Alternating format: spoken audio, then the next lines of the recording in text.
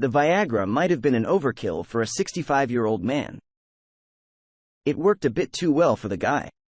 How we call it, he died in the saddle, or as a French would call it, la mort.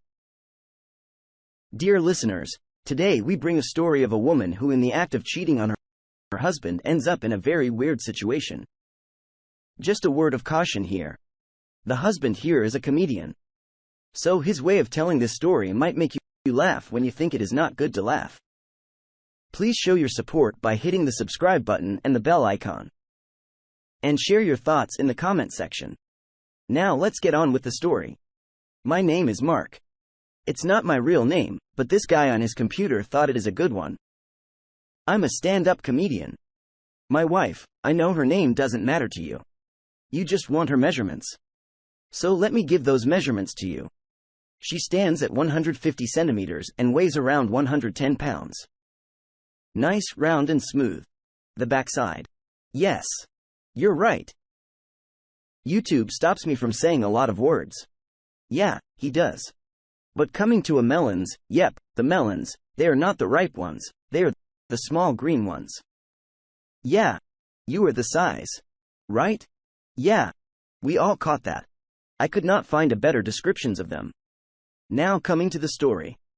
Lana and I got married around 2018 after dating for about 2 years. She used to come and watch me act and she used to sit and drink and I used to perform.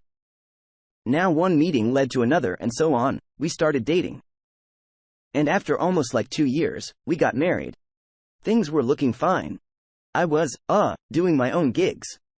I used to perform on small parties and a few bars, but then came 2019 and the damn virus.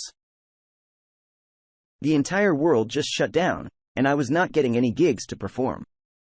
The money was tight. Luckily, I had saved some money and we were living off it. We also did not have any kids coming to Lana's family. Lana's father is a former professor in a university. Lana's mother, on the other hand, was a homemaker. She's a devil in the skin, I must say. She always finds faults in me, always berates me, and genuinely does not like me. And I don't like her either, but there's one thing about Lana's mother. She is extremely hot. I made my decision to get married to Lana and only after I saw my future mother-in-law. You see, my mother-in-law is extremely hot. She has the right measurements, the right curves, she dresses to kill. If somebody looks at her, you would just fall in love with her. She has a very bad voice, but then I did not marry my mother-in-law. I married Lana. In 2021, when the world opened up again, I saw a big change in Lana. Lana was now outgoing. With outgoing, I mean, literally, out of the house. She used to come back late, or I should say early. 7 a.m. in the morning. If it's early or is it late, I don't know what to say. She used to leave for her parties every day around 5 p.m. used to come back at 7 a.m. in the morning drunk and wasted. Did I protest? I did. Did I object? I did. What happened? I was called a leash. She told me that I'm just sucking on her blood, not giving her any space, and just living off our saved money. I run the house. I pay the bills. I work hard, but then the money was not enough. I knew it, so I found another job. I started working as a bartender in one of the clubs where I used to perform. Now you see, although there were some doubts of suspicion, but then one fine day I ended up going through Lana's closet. And what do I find? I find a giant red toy. It was surprising. And what else do I find? I find a packet of rubber. Now this, Robert, is something I had never seen before. It had protrusions all over it. You see, like, in those Japanese movies, the cartoon Japanese movies where you have tentacles and then those tentacles have smaller tentacles. That's exactly how it looked like. It just got into my head. I knew it was not mine because, obviously, I had never seen that, never bought that. Why would she have a packet of rubber in her closet? I had no clue. So then I waited for Lana to come home, And then I told her I am extremely horny and I don't have rubber. So Lana, being Lana, tells me, "Don't worry, honey. I have something for you," and she brings out the tentacles. Well, I did use that tentacle latte on Lana. Man's gotta do what he gotta do to find out the truth. I was trying to find out how it failed with that, Robert. So I had to do what I had to do. Don't judge me on this. Once I was done finding out the truth about the rubber, I sat down with my headphones on, and I played Never Be the Same by Christopher Cross just to feel sad, but, unfortunately, the rubber was still in my head. So I left home. I went to my bar. Very next day, I decided I am going to follow Lana and see what she does. She took a leave of absence from my club, and then I followed Lana that day. It was only 15 minutes into my chase that I found Lana was picked up by this rich, old, fat man. How did this guy look like? You all have seen The Simpsons, right? If Fat Tony made love to the comic book guy, we have this guy. Just Israel and is more than 350 pounds. Huge, huge, huge guy. So I saw them hopping from one nightclub to the other, finally ending up in a hotel. I followed them to the hotel. I waited in the lobby just to see if they come handy then. And, yes, they did. They both came hand in hand out from their rooms. They did not see me, though. But I could make out that Lana was having trouble walking. All the years of watching Japanese hentai.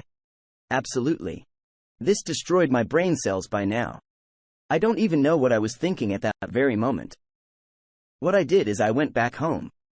And I drove very, very slowly, just feeling the air, trying desperately hard to breathe, because my heart was heavy. It is just the feeling that your heart just broke and the pieces of your broken heart are in your stomach. Then I reached home, and I saw the rich man's car in my driveway. I was petrified. I was scared. I don't know why, but I was scared. I tiptoed my way inside the house. I saw this giant blob of a man undressed without his clothes, standing near my wife and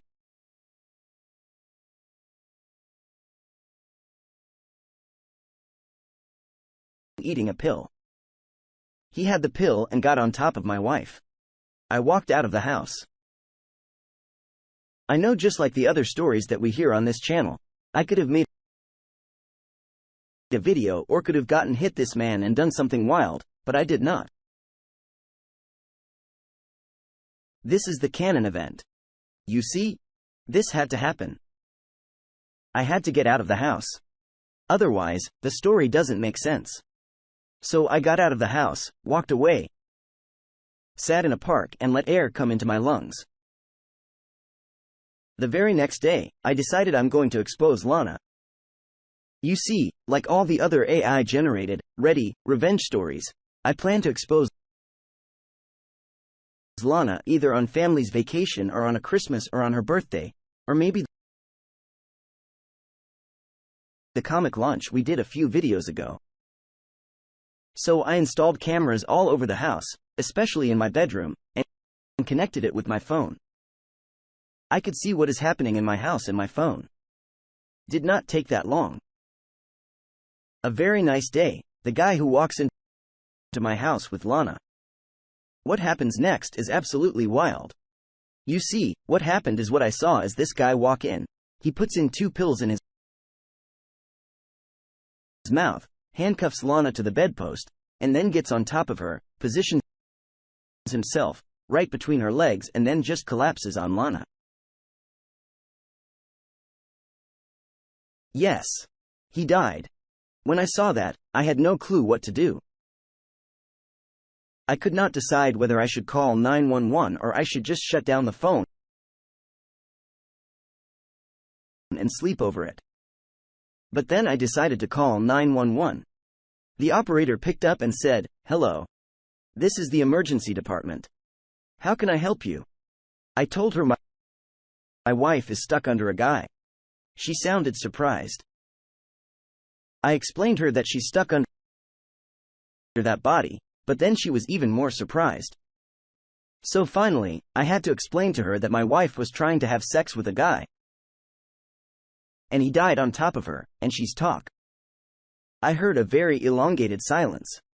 I knew that she was laughing. Yep. I know she was laughing at that very. She said, "I'm sending help to your home." I said, "All right. Thank you so much." And I hung up the phone and drove to my house. By the time I reached home, I saw 5 ambulances parked in front of my house. They have an N number of cop cars. In all, I saw 100 people standing in front of my house, and I could see this fat man being dragged out of my house on a stretcher. I felt sorry for the guy, but then not really. I went in and what I saw was, again, very hilarious. People were trying to cut off the handcuffs of Lana. Just as Lana saw me standing there, she started crying, and she just screamed. "It's not how it seems. It's not how it seemed." I just held up my hand and said, "Save it." They took Lana to the hospital because she had some injuries on her ribs. The next day I went to the hospital and met Lana. I told her, "I don't trust you anymore, and we should get divorced." She started crying, and said, "No, it's not how it is." I showed her the video. I told her, "I have been suspecting you for a long time now. You have been breaking my trust. You brought a man into my bed." She started crying and apologizing, but then I told her, "No. It's not happening. We are not going to stay together anymore." She started crying and sobbing and everything. I just wanted to punch her in the face. I knew it was going to be difficult to get a divorce from this woman, but then a light bulb just went up in my brain and I told Lana, "See Lana, you and I have a broken relationship. Let us try and build it again from scratch. Now with scratch, I mean you and I both single unmarried. And for that, let us get divorced and then let us start dating each other again." Lana agreed. So we filed the divorce papers and in the meanwhile, Lana kept visiting me almost every day. And, yes, I did finish off the packet of rubber on Lana. Don't judge me for that.